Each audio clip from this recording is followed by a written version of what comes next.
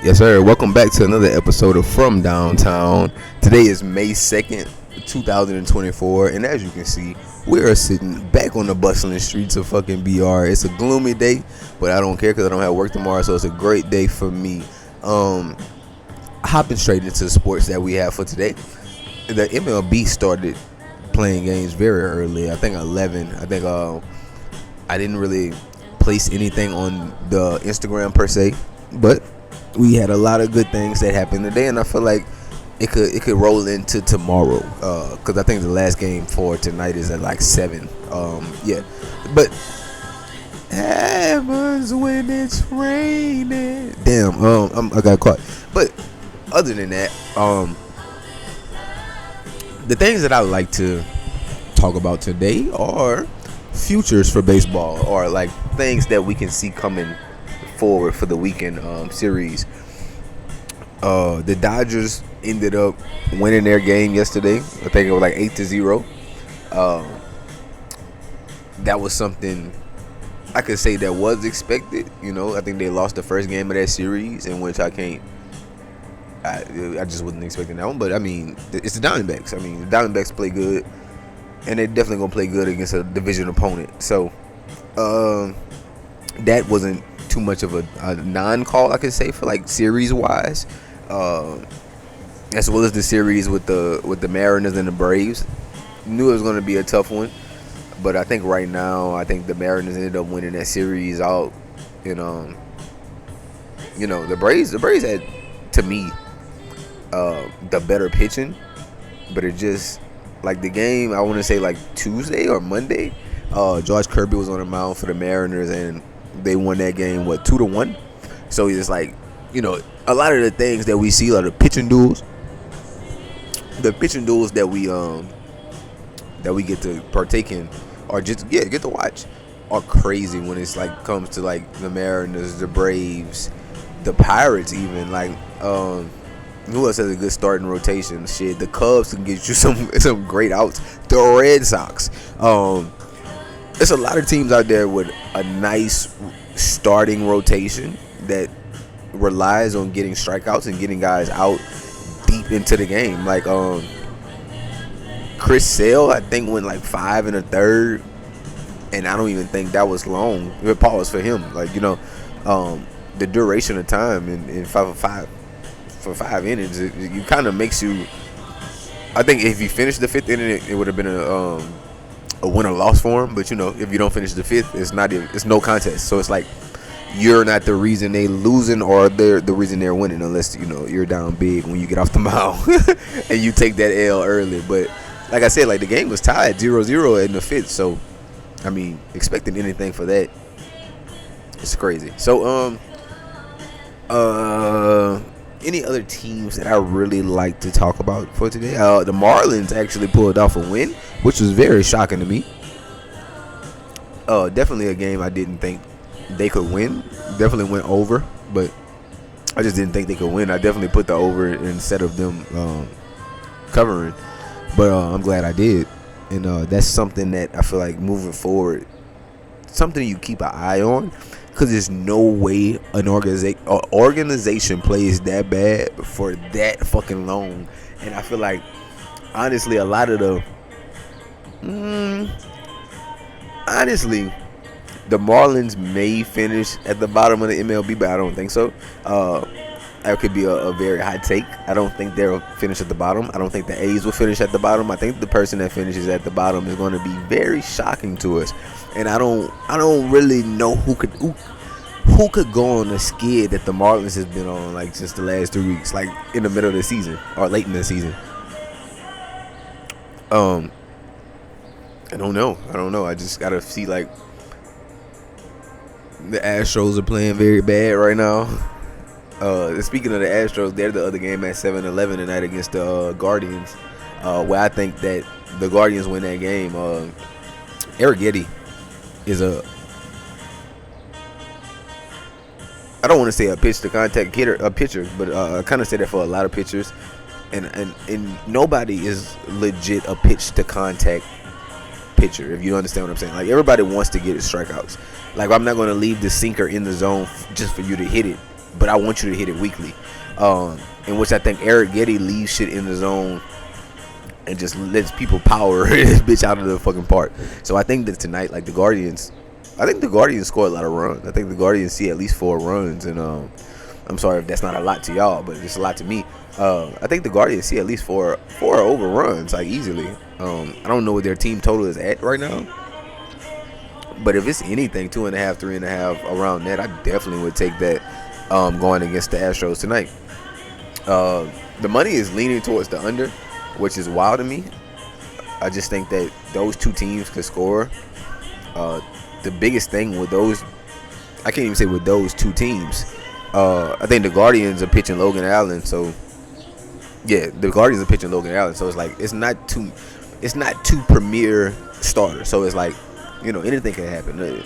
A couple good hits could lead to 6 to 7 runs in the inning, and we'll be like, oh shit. And I mean the combined between two teams, but not just one team scoring 7 in one inning. I don't know. I just think that the Astros are kind of in a bad spot. Like, you still have the best hitters in baseball. Some of the best hitters in baseball. Yordan, Kyle. Shit, that's the only two I can really think of. Jose Altuve has been doing some shit, but I mean, I need Alex Bregman to kind of wake it up. And Altuve, both. I mean, I wish I can look at the stats on their roster and just see, like, who's the best hitter statistically on this roster? Who has the highest OPS? Who has the highest OBS? Who has the highest WAR? Who has the highest slugging percentage? Who has the highest? Who has the most hits on the team? Like, I think those type of stats would be surprising to you if you look at those. And I feel like it's not the people that we just named: Jordan, Kyle, Jose, Alex Bregman. It's not those guys. I just have to see who it is. But other than that, baseball is done for today. Like I said, everything happened early. And I think J-Ram does have a big game tonight against Eric Getty, against the Astros. If J-Ram gets a home run, it'll be the night. It'll be the night. Switch hitting ass nigga. I like him. Moving on from that, we can go ahead and talk about the NBA, the great National Basketball Association, in which I feel that it takes a lot for a team to lay down. But I feel like the Celtics got it out the Heat yesterday. Like, they got it. Every single, man, I don't even know, like, every loose ball, every fucking hustle play from the first quarter, from the tip off, it just was going in the Celtics' way. And I don't know if that was just the ball bounces their way sometimes, and then you just have to deal with it, and we can't change that. But I think that the thing that I really was impressed with from the Celtics was the fact that I ain't gonna say they didn't necessarily live and die by the three. They really worked the ball around and just got into good spots inside the mid-range. I think Jason Tatum turned up fast. Like, in the first half, he had like 16 points. But I didn't expect him to be able to. I didn't expect him to not play the second half at all. Like, that was crazy. I didn't know what that lady was doing. I thought she was taking a picture of me. But it was like, I had Jason Tatum for 25. I think he finished with 16, all of that in the first half. I don't know if he got hurt. I stopped watching around the second quarter. I think the score was like 63-47 or something around that in the first half. And I was like, nah, this game is over. I'm just trying to think about why Jason Tatum wouldn't have been playing. But, you know, it was a blowout, of course, but we needed the 25.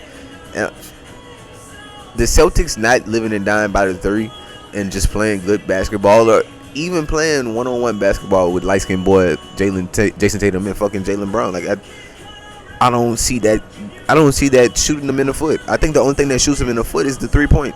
Like, the amount of the amount of 3-point attempts that they take per game is astronomically high. The amount they make, it's also not astronomically, but it's high, you know, compared to the rest of the league, compared to how other teams in the East shoot. Honestly, a lot of the things that I feel like the Celtics are good at are going to get showed in the next round. I think here against the Heat and going against Spo, it was hard for them to really pull away with what they really knew they could do from the 3-point line, because the Heat were always running it was like a 3-2 zone, 3-2 matchup zone, to where it was seamless. Like that might be the the most seamless zone I've seen in the past couple years. Like they did it last year and they did it this year, and it really messed with the Celtics. But the Heat just didn't have their stars there to kind of push them over the edge as well. In which I feel like it could have been better if Jimmy was playing. If maybe I don't know if Scary Terry could have found a way to get out there. I don't know, but it's like a lot of things could have changed for the Heat if they had more players on the offensive side. But defensively, they played amazing. The zone kept them in the game most of the time anyway. Like except for like yesterday in the first game. It's just crazy to think about. The opening game and the closing game is the two games you get blowed out in, and everything else is very close, and you win one away from home. So, as I'm a Heat fan, I'm happy for the future, but I hope and pray that they do something to bolster that team to get them out of fucking always getting the 8th seed. I think there was 2 consecutive years getting the 8th seed. I think they might need another scorer, another real guard, or another real swing that could really do enough on the perimeter to help them score that ball. Yeah, but moving on to the night at 5:30, the Bucks are playing the Pacers. This game is 3-2 right now, and they're going back to Milwaukee. So yeah, wait, no way they're going back to Milwaukee if it's 3-2. All right, let me check before I speak too soon. Yeah, that's what I thought. All right, so the Bucks are going to the Pacers, 3-2, Game 6, in Indiana. Last game showed me, like I said yesterday, it showed me a lot that if Bobby Portis is a part of that team, or if he's just fucking semi-efficient, that team is still hard to beat. With no Dame or Giannis, that team is still hard to beat. If Bobby plays good, if Chris Middleton finds a way to, I guess, give you 20, 25, I still feel good about their chances to win because of the team that they have on that bench. Like they have a group of guys who've won, maybe not at high levels. I think last year they went out in the first round as well. But there's some guys in that locker room that's won, and I don't think the Indiana team has any guys that could match that pedigree of knowing what to do in the playoffs to finish somebody off, like to really close a game, like to really close the series out.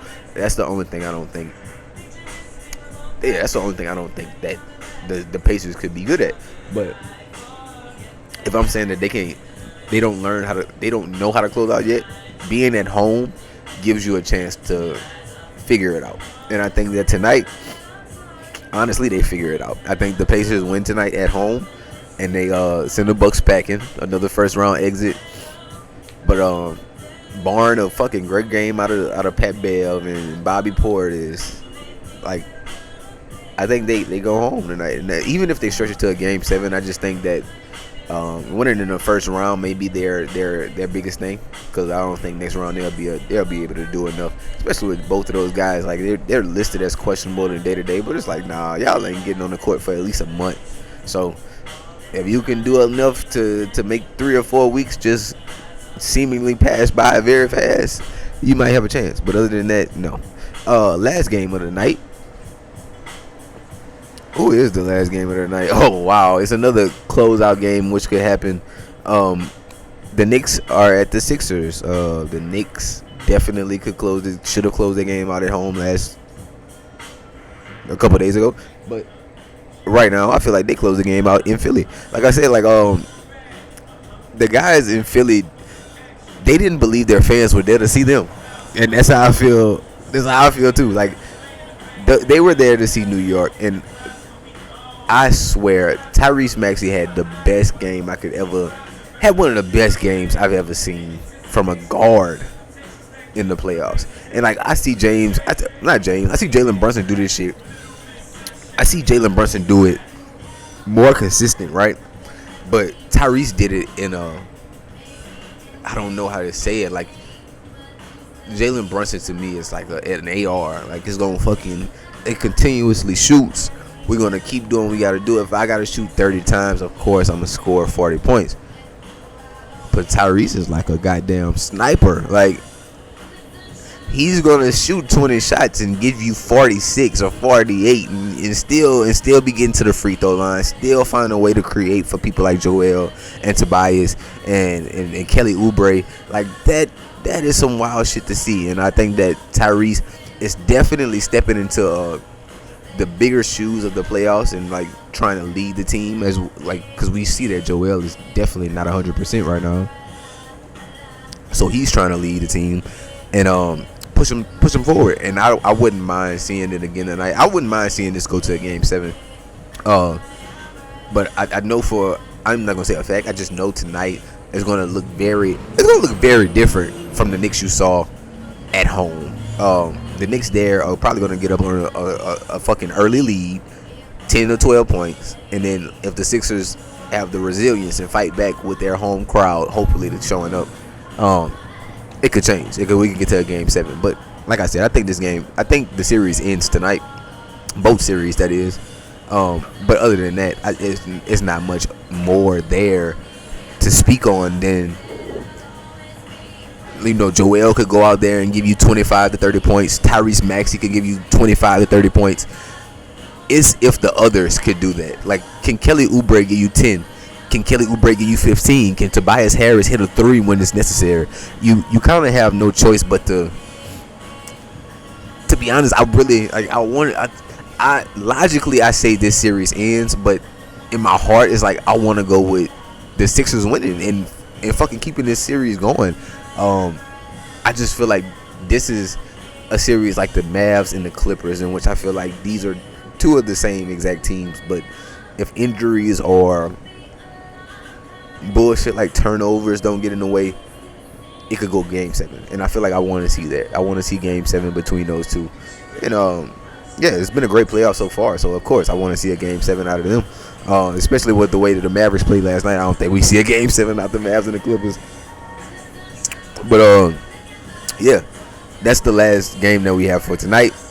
Other than that, like I said, we'll pop back early in the morning tomorrow, because I think the Friday games for baseball start at probably like 12 or 1 tomorrow.